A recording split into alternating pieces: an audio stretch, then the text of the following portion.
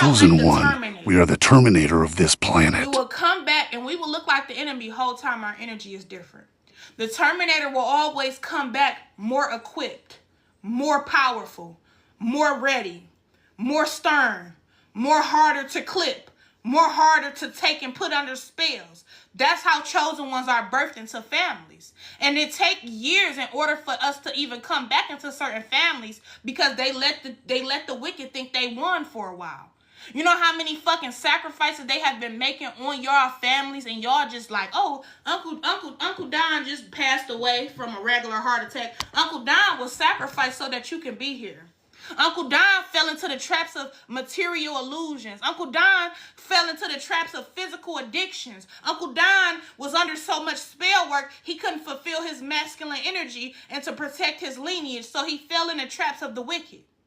Uncle Don forgot his purpose because he was so isolated with all the destructions and the distractions around him. You know how many years it took my grandmother, Tanetta?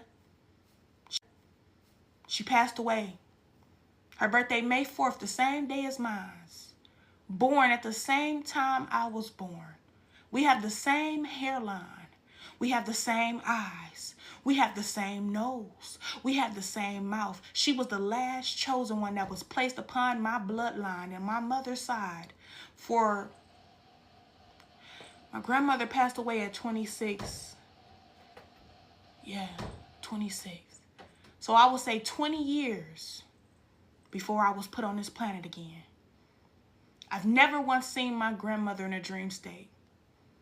I've listened to all the weird, mean things they ever said about my grandmother. I used to yearn for information about her. Never got a picture of her, even from her children.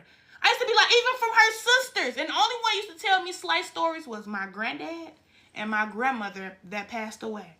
And them two made sure nothing happened to me. My grandmother knew I was her daughter in another body. She knew that.